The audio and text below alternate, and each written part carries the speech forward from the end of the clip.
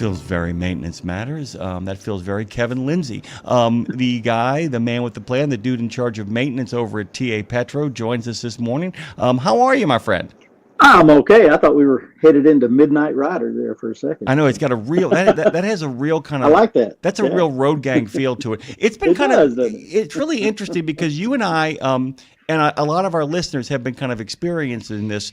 I've been talking to some other folks that we work with on this show in general. I have never in my life, with maybe the exception of being a kid and setting up a clubhouse to play in while I was playing in it, have I ever done something where I was building the plane as it was taking off.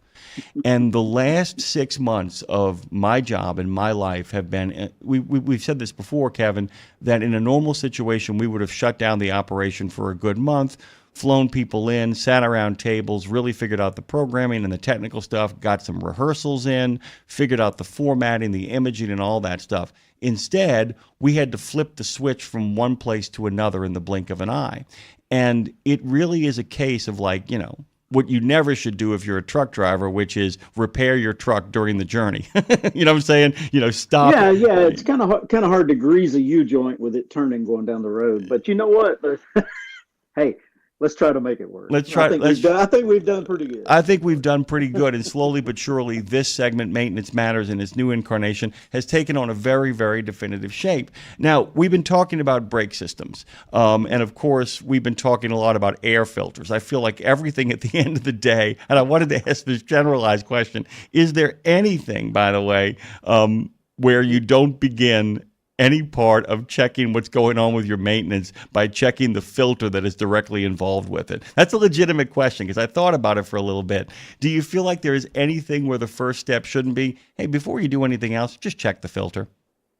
Yeah, it's true, though, because you stop and think about it. Filters not only filtering the air going into that engine, which, if you disrupt that or change that out, it's going to cause a lot of other issues. These modern electronics on these things are so complicated anymore that when it sees a drop in calculated air mass going into the engine, it's going to change the fueling, the way the injectors fuel to fire the engine, because it has to keep meeting emissions. So when it does those things, now it's also out of its designed place to run at certain RPM levels and load levels and different things like that, just because one little thing is off. And it can be off starting with the amount of air actually going into the engine.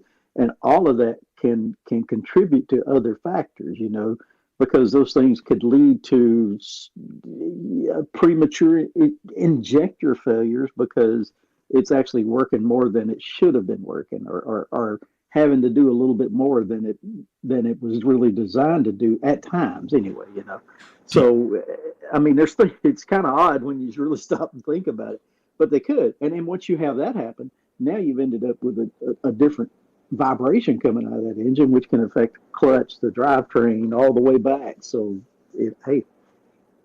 I was thinking about your natural harmonic. I was thinking about your natural harmonic that you always can. And by the way, I've gone back and listened to old episodes with you and Dave talking, you and me talking. That's kind of a recurring trope that we kind of come back to the idea of listening for that natural harmonic. In many ways, there's always good metaphors out there. One of the good ones is the fact that if you know what an orchestra conductor does, both anybody in charge of the maintenance of your truck, but the driver as well, really is a conductor of that natural harmonic, and that he or she has to listen to it. And when somebody's instrument is out of tune in one place, you've got to be able to listen to the whole orchestra playing, but then figure out which of the instruments is out of tune becomes kind of the game as well. And those filters in many ways are, I can't think of the analogy yet. When I do, I'll come up with it. But I wanted to ask you if, when it comes to home air conditioning, if you know what R value is, the idea of how tight the house is, that a house has to breathe.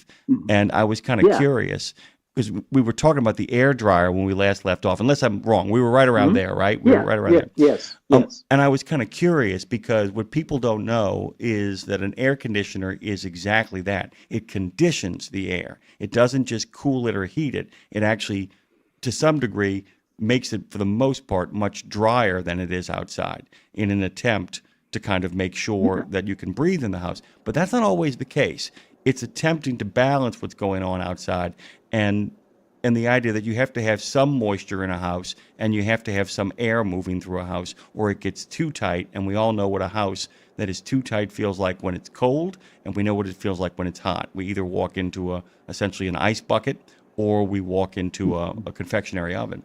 And I was kind of curious how much of an air dryer should be drying the air while at the same time, wait for it, make sure that it doesn't, because a dried out engine, that's a very, very strange thing to hear. That fights the natural harmonic. It's always set up the air dryer conversation. Please go ahead.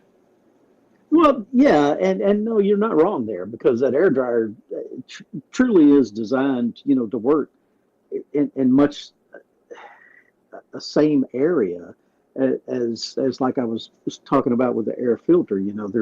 There's a level, a temperature level, a volume level that it can handle, by design. So, and honestly, the biggest factor on air dryers that I've seen over the years is temperature level, because when that air is compressed by the compressor, move through that discharge line to that air dryer. When you compress it, you actually instill heat in. You put latent heat into that air moving through that line. So it needs to move far enough away from the compressor, away from the engine, that it cools a little bit before it gets to the air dryer. Because if it gets to that air dryer and it's 200 degrees or something like that, a lot of the desiccants and filtering capabilities of the air dryer are going to decrease, because now it's at such a higher level. In order for it to dry it, it's actually got to go through there. But if it's a lot of flow going through it at the same time, it's going through too quick and still carrying contaminants on out the delivery side into the tanks. And it's a balance. You went back and listened to some of those other shows, and that I know that is one thing that it sounds kind of crazy from me, but I do really believe that whole trucks, working on trucks and everything's been my life. So that's that natural harmonics, that natural balance, it seems like to me. So when you throw one little portion of that out of that balance area, now you start seeing this. And a lot of people say, well, that's way too much philosophy for somebody working on trucks, but it's not. No, it's not. No, it's not. It's really not. There's a reason why. No, there's a reason why we last year was the 50th anniversary, and it keeps getting reprinted of the art, Zen and the Art of Motorcycle Maintenance. It is not. As a matter of fact, you could make an argument that the two things that they don't test people on when they become diesel mechanics is there's a lot of people that can get under a hood. The two big missing components are the ability to make a metaphor out of what it is they're doing. Because I've heard people talk about the idea of you with your natural harmonics. I got some other friends in the country who actually talk about the idea of being a detective. And I got a few friends who really mess around with engines who call themselves mad scientists. But I really think that a lot of people don't realize the ability to think poetically is one of the most important things, because you're creating an engine that allows somebody to run through the vast reaches of America. I mean, you are basically maintaining an engine that allows people to see some of the most beautiful sights and some of the most open spaces. The problem with beautiful sights and open spaces is they're all freaking dangerous places. Peter Stark talks about the last empty places. You're talking about, look, if you break down during rush hour going to work in your four-wheeler, all you've really done is made a real inconvenience for yourself. You break down at Donner Pass, you break down on the 80 in Colorado. Mm-hmm. I mean, you break down in the middle of winter in some places in Iowa, having literally just made it across the finish line to an exit ramp during a whiteout in Iowa myself. I'm telling you right now, you need to think poetically, because if you don't, nature will think poetically, and it tends to be a very, very vicious poet. Going back to the air dryer here real quick, and let's kind of break down, you already started to, let's just break down what exactly it does from a purely kind of this then that sort of methodology, and then we can talk about, all the ways of like checking for maintenance issues. Yeah, I mean, the whole purpose of the air dryer is to exactly what we call it, to dry the air, right? but not only dry the air from moisture, because we've instilled heat into it. It's moved along. It's cooled down. We all know air has moisture trapped in it, right? So as it cools, now you can have that moisture drop out, in the form, condense and drop out once it cools off. And when it does, inside that air dryer, every air dryer has some sort of a sump built in. So any moisture in there, which also includes oil droplets, that have bypassed those rings in the compressor that I talked about. So it's normal to see moisture and oil at that purge valve at the bottom of an air dryer. And when that thing purges and kicks out, that's really what it's doing. Is it's basically the way most air dryers are designed is that air pressure when it cuts off and the governor sees that reservoir pressure, sends that signal across over to that purge valve. Then when it opens that up, that decreases the pressure inside of that air dryer. And at the same time, we just quit supplying pressure to it from the compressor. So what happens, there's a check valve on the outlet side of that. So any air pressure that's greater on the other side of that check valve to the tanks and stuff, it gets sealed off. So all of a sudden, you've opened up the exhaust for that air dryer, which is that purge valve, and all the pressure inside of there just dumps out across that sump and out the bottom. And that's why it's always normal to see.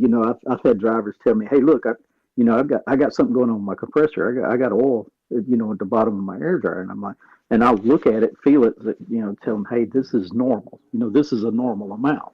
It's doing its job, right?" Well, and it's interesting really quickly. I want to point out that's something we like to remind people on this segment as well, too. There are things that if you're inexperienced might be like give you cause for concern because there are people, and I know you know them too. There is an engine version of a hypochondriac, is there not? I mean, you do have people in your life who show up and who are like, I know something's wrong, man. I got this leak here. No, that's sweat. I have this leak here. No, that's runoff. No, you don't understand. I know that there's a hole in my tubes. No. Things have to breathe. I mean, everything isn't perfect. If it's tightly sealed, that's a problem too, because pressure can build up. You must experience folks like that as well, right? I mean, how do you reassure absolutely. yourself? How do you prevent becoming a panic head and giving Munchausen syndrome to your engine? Well, I always look at it like this: is it a leak or is it a seep or a weep? Because most any oil seal, anything that seals off from a liquid, to a drier area, there's going to be some residue around it at some point in time. Those are just natural. I mean, because you got to stop and think. We don't really think about this a lot. We think, hey, especially where water's involved, because we don't think about it a lot. Hey, it's a liquid. It's got a seal though. But hey, since it's wet around it, that must mean it's leaking. Well, not necessarily, because you got to remember, especially when we deal with water, at the molecular level, that's the smallest substance we deal with. I mean, it's H2O. There's not much to it. so it can get in, it can microscopically go through barriers and different things, so it is relatively normal. Now, oil on the other hand is a little bit thicker, it's a few more atoms to make a molecule in oil, and a few more elements in there. So when you stop and really think about all that, though, it is, since it's bigger, you're going to see less of it, but that don't mean you're still not going to see it at times, because it can be contained with that water. As moisture moves through, it can actually bring some with it, which gives it some residue, right? So I always defined it. I go back to military training. A weep or a seep. Is it dripping? If it's dripping, it's a leak. If it takes it 2 days to form a drop, it's a seep. Something like that. And that's really the way I've always looked at that. You know, I love that, you by know, the way. I love that. A leak, a seep, or a weep. And a weep, of course, is a weep just like basically condensation. Like, come yeah, on, dude, think sweat. yeah, Everybody sweats. yeah. Everybody gets a little tear in their eye. It happens from I time to mean, time. come on. There's moisture in the air all around all these things, right? And it's heating up, cooling down consistently over time. So Yeah. If by the way, if it's never seeping, by the way, if it's never weeping, then maybe you want to look at some other things might have gone wrong too, because you got a really bone dry thing going on there, or you're driving through Arizona in a dust storm at that point, and everything's yeah, getting unintentionally sealed the wrong way. Is yeah, about yeah, is right, yeah. is about the case. Okay, so I want to make sure that we've kind of covered the air dryer before we move on to the tanks. Is there anything else you'd like to add there before we kind of shift on Well, over to tanks? keep in mind that most every air dryer out there, some form or fashion, manufacturers knowing that these components, these trucks are going to run in extreme temperature ranges and stuff like that. Most of them will have a heater, especially for as we're getting into this time of year. And the heater is not to, it is to kind of heat the air up, but it's to keep those water droplets and everything, from freezing, which can, once that water becomes a solid particle, a flake of ice, even at that microscopic level, it's a solid. So therefore, it has sharp edges and things like that that can contribute to premature seal failures and O-ring wear and different things like that. And that's why they put those heaters in there, to kind of help extend the life of those components. So Good deal. Good deal. Okay, let's kind of pivot now. And by the way, if I say pivot, Lindsay, because she's not around, but she would normally just kind of bellow out pivot. pivot. You got it, man. You know exactly what's going on here. Somebody pays attention to what happens on this show. Glad to hear somebody's listening to all the nonsense we spill out over the course of the time. Let's pivot to tanks here, okay? And then we can always work our way back to the air dryer as well too. But let's talk a little bit about the tanks. And we're making our way to. Eventually, we're going to make it to the brakes. But all of this, by the way, is a way of making it to the brakes because all this stuff has to get checked before you decide, like, oh, the brakes are broken. Let's get to this. Tanks. Yeah, yeah, yeah. Why is your brakes broke? Well, go all the way back. Hey, look, your air filter's dirty. It failed your compressor. I'm sorry, I won't do that. No. No, you should. But I'm telling you, man, I mean, really, so much of poetry is it swallow the spider to catch the fly. I don't know why she Yeah, swallowed the fly. Change your air filter. All right, but let's get yeah, to the yeah. tanks, by the way. So Okay. so it turns out that the air dryer is doing just fine. The compressor's holding up good. The air filters look Yeah. good. Let's look at the tanks and see what's happening over there.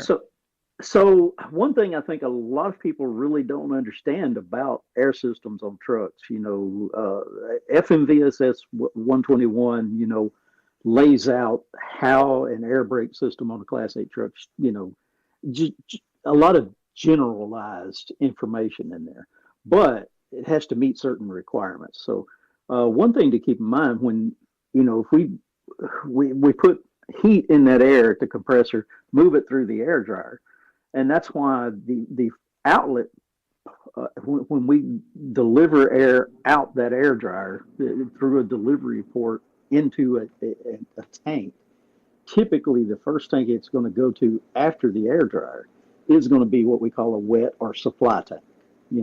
And really what that tank does is it's usually smaller in capacity, uh, but it naturally has a drain valve on it, and that's because now that air has been through the dryer, everything else it is held in this supply tank or wet tank.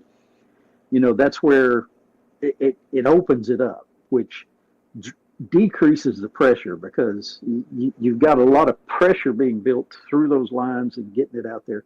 But then all of a sudden it opens it up. So now it's going to take volume of that pressurized air to actually increase the pressure in that tank. And as it does that, it's also going to cool down. So as that air cools down, any moisture in it will drop out. And that's why you should always drain that wet tank, yeah, yeah, honestly, on a daily basis, for good maintenance practices. Most people don't think about that. Well, I've got an air dryer, so it's doing that for me. Well, that's drying the air going to that tank. That wet tank should be drained on a daily basis, to keep any excess moisture, oil, contaminants out of that system. But that supply tank or wet tank then, From there, it's going to leave that tank, and now it's going to split out into either the primary tank or the secondary tank. You know, or I'm sorry, both tanks. You know, it's going to leave that supply tank and feed both of those tanks, which is the two different air systems we have on a heavy duty truck. Which the primary system, the primary air tank, and that primary air pressure in that system is typically for rear brakes on the tractor. Uh, at one time, that was all we ever saw that really used for, by itself. Now, yes, it will use some of that to supply air out to the trailer, but that's getting into a whole different system with the tractor protection valve and everything else. But uh, the primary air tank on a truck is really designed for the rear brakes on that tractor. The secondary tank, or secondary pressure, secondary system, however you want to refer to it, is for the steer axle brakes and anything else that uses air. Air suspension, air horns, seats, different things like that. Fan clutch, are all run off of secondary air. One thing we see nowadays that's a little different than years past and historically with trucking is sometimes we see another tank tied to the primary tank on a lot of trucks, and it just depends on how the OEM does it. And that particular tank or reservoir is usually utilized for automated mechanical transmissions, but they try to use that air from that primary side of the system because it's used. There's a lot more volume moves through the primary tank because anytime you hit the brake pedal, you've got four brakes on the back of that tractor, operating. So there's a lot more volume moving through that tank, which actually helps keep it drier, which helps when they pull air from the system to help shift a transmission. So, a lot of little things like that normal people probably never really think about. But, engineers have designed these things, pretty smart people figuring these things out nowadays. I wanted to talk really quickly to go back to the idea of just to kind of let people remind people of something with checking that tank daily and getting, clearing out that tank daily. I've always found that anything you're supposed to do on a daily basis, if you don't, you often let go forever. I don't know why that is. You ever notice if there's something you're supposed to do on a daily basis and you don't do it on a daily basis, you never do it. I'm looking at Madison because both she and I completely understand that. I'm thinking about laundry. No, I'm really thinking about the fact that it's like I would tell a lot of people who want to do truck maintenance that they should spend a day with my mother watching her, even at 83 years old. We've tried to stop her. We can't stop her. We can't even hope to contain her. To watch her take care of her home, Kevin. It is a muscle memory. It is a masterpiece of natural harmonics, to kind of get back to your terminology of just her flowing through. And as she gets older, she asks for help from people. She'll call people up and say, will you do this? Will you do that? But this really is, there's a whole bunch of little stuff, including the air filters and that tank, that if you really, this is where the maintenance does matter. That if you make this part of your pre-trip or make this part of your post-trip where it's like, I'm going to do the following 10 things. And we should literally, by the way, have a show where you kind of say, these are the 10 simple, stupid things that you could do on a daily basis to make sure that you could maintain that natural harmonic. You're in luck today, by the way, because Dre is not here, which means we won't have a conversation about Lane Kiffin. So you're okay. You're off the hook.